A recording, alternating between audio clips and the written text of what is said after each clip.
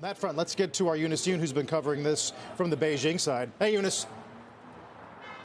Hey guys, well, like you said, there has been no clear confirmation out of Beijing. The foreign ministry was asked about President Trump's TikTok announcement overnight, and the ministry said the Chinese government respects the will of enterprises and is happy to see enterprises doing business negotiations on the basis of market rules and reaching a solution that meets China's laws and regulations and balances interests. We hope that the United States will provide an open, fair, and non-discriminatory business environment for Chinese enterprises to invest in the United States. Now, the next step from a technical standpoint lies with the Commerce Ministry, because the Commerce Ministry had said that it is conducting technical reviews and that it wants to make sure that the deal would be in line with the export control rules, which were revised in 2020 to include some of the more sensitive technologies that are related to TikTok's algorithm. At that time, the state media,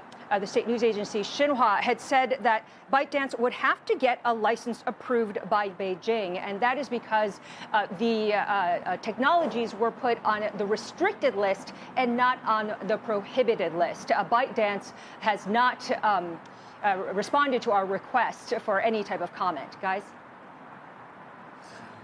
Is this unusual, Eunice, or is this the way things typically go? And we shouldn't necessarily expect that there's going to be some sort of formal announcement.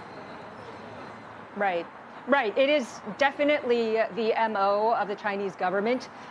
They don't necessarily want to confirm anything because they're able to give themselves a way out, you could say, because up until now they've been saying that they have agreed to a basic framework consensus. But if they don't confirm that there's a deal on the table, then they can say, well, you know, we never agreed to this deal.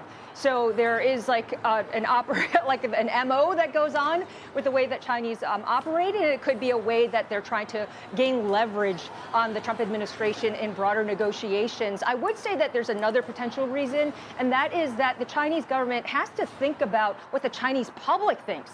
Because for the past several years, we've been hearing, oh, the Chinese government is definitely never going to sell out ByteDance or TikTok, or we will not sell out any Chinese company. And now it's looking like they might be conducting some arrangement that would allow TikTok to go.